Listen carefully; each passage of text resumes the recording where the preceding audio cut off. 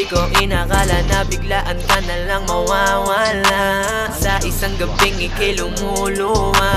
Di ko rin alam kung ano ang dahilan ng away nating dalawa habang umuulan. Hinawakan mo kamay ko, magsabi ka ng totoo. Sabi ko sa'yo na hindi nga ako nagloloko. Ina naman kasi, ano bang problema mo? Ayan ka na naman, ang lakas ng amats mo. Ikaw ay nagagalit kahit di ka inaano, pero masakit iit ng mundo